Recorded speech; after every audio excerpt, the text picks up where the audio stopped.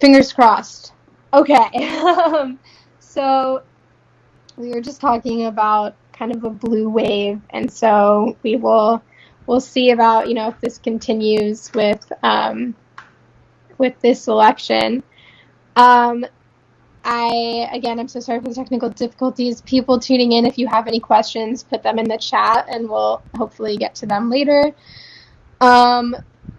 So yeah, okay. So from what I read, there's a 40% voter turnout rate in midterm years, but 60% during presidential election years. Why do we see this trend, and do you see it changing anytime soon? I think it, at least, I don't know about across the country, but I think it has already started to change. It certainly did in 2018 in this legislative district. But I think it's because there's so much like there's so many commercials and publicity and everything about the presidential election, and everybody thinks that that one is the most important, and certainly it is very, very important. Like, not going to minimize the importance of a presidential election. But I think that people think that there's more power in a presidential election to affect their daily lives than there is on a local level, which we talked about before. But I do think that people, like I said, at least here, are starting to recognize, or at least they did in 2018, and I think that's an incredibly good sign that we had higher in 2018 in my district than we did in 2016. That's incredible. So it'll be interesting to see what 2020 is. We definitely can't have anybody stay home. Like, everybody has to get out and make sure that their voice is heard. But I'm glad to see an end to that trend that has been, I believe, I don't have the stats in front of me, obviously, but I believe has been part of United States elections for very, very, maybe forever, where the midterms have, much lower turnout than the general election, than the presidential elections. Yeah. Can you pinpoint a reason why this might be? Is there something maybe with the media that's like a potential cause of this idea? Yeah, I think it is. I don't want to blame the media, but I think it's because of so much coverage going to the presidential election, to presidential candidates, and not more to the local levels. Most people don't know, even if their state representatives or state senator are incumbents and have been around a while, the vast majority of people out in the general public, they don't know who they are. And I think we need to do a better job of educating everyone of the importance. And I think that has started. I think, after Trump, I think people started to recognize, oh my gosh, this is done for 4 years, but let's see what I can do besides, the presidential level. Let's see what I can do to change things. And I think people have started to take their fate into their own hands a little bit more. And that's certainly a beautiful thing. And I hope it continues for generations. Yeah, agreed. Big time. I wanted to ask, what's something you've learned? What's something that you didn't expect to learn, but have learned from the process of running for office? Oh my gosh, I've learned, as you might imagine, so much. One thing that I've learned, and I pretty much knew this from teaching, but it really became crystallized as a candidate, about how easy it is to find common ground with the most unlikely people. I can be talking to a Trump supporter, and if they'll give me time on the phone, and surprisingly a number of them will, I can get them to separate national from local and say, well, we're not talking about Trump, we're not talking about national, like I kind of like brush that off. I'm talking locally, like what's important to you, and to find incredible common ground. Like that's my favorite thing, is to see if I can get a Trump supporter to also vote for me, like by separating those two things out.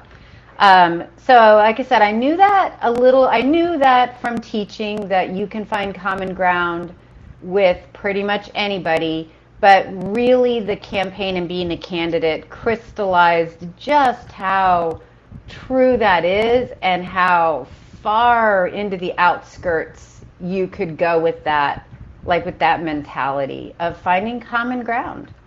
And it's Yeah, there. It's there. that's really refreshing to hear, because I feel like all we hear is about the political divide. That was one of the things I took away from the first night of the DNC, was divide, divide, divide, and it's so tragic, and it's so sad that every single thing is politicized. Yes. And it doesn't need to be, because elected officials, it's so much more than just what party is, what little what letter is next to the name. Someone asked, do you think the campaign season is too long? Yeah, I do. I do. I think on all levels, I think it's too long. I don't, though, even though I think that, it's not like I've been thinking through like solutions to it or whatever, but I think especially at the presidential level, I have family. I mean, my roots are in Iowa, which is where the caucuses are, obviously. And my relatives in Iowa, specifically one of my aunts, talks about like how they really only have about a 6 month reprieve. Like Yeah. as soon as we hit November in 2020, by the following summer, they will have like not the candidates who have declared, but they will start having people who are maybe interested in running for president making the rounds into Iowa.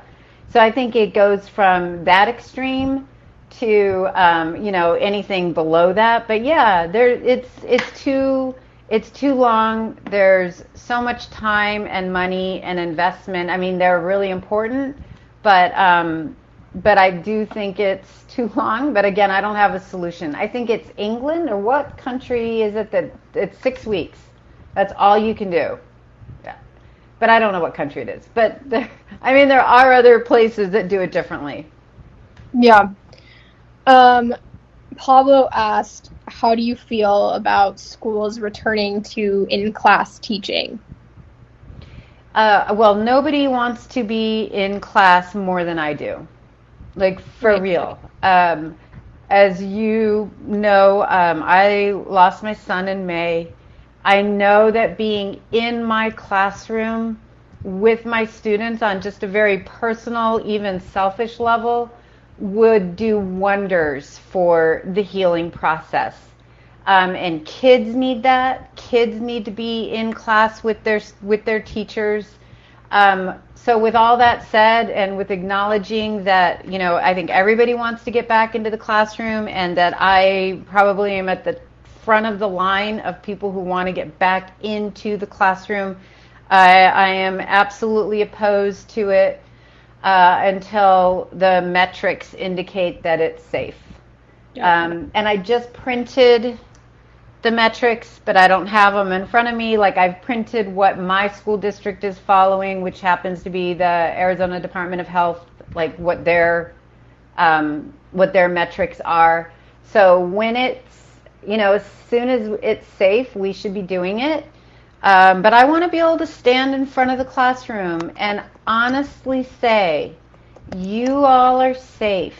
Like to my Yeah. students, you're safe. Your whatever elderly grandparents who happen to live with you are safe.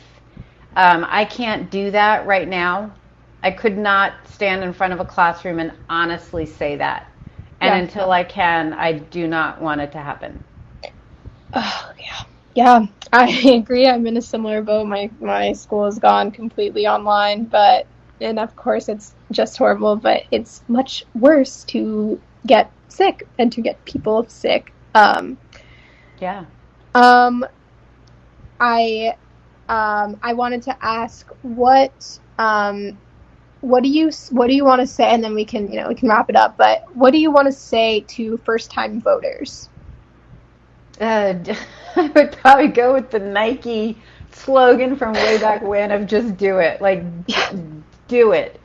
Register, get a plan in place. Are you going to mail it in? Like, when they say get a plan, like, actually visualize what your plan is. Are you going to get a mail in ballot and mail it back right away? Are you going to get a mail in ballot and deliver it?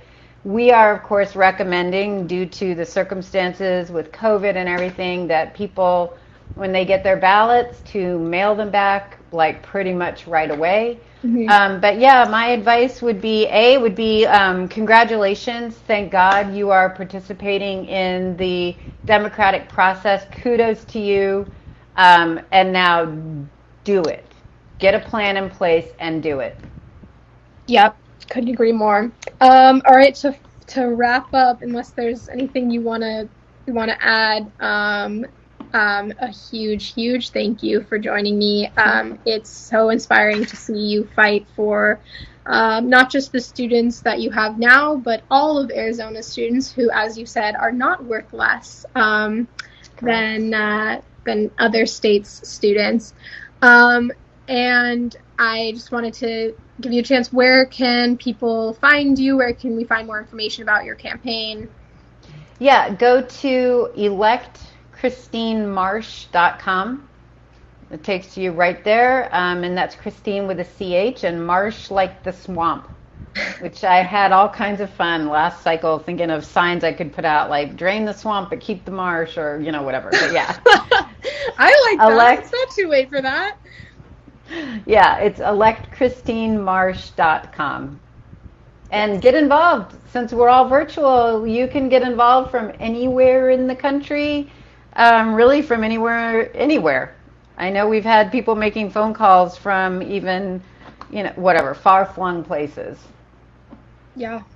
Yeah. There's, I guess, some positives to us all being remote. We can, work hard from our houses.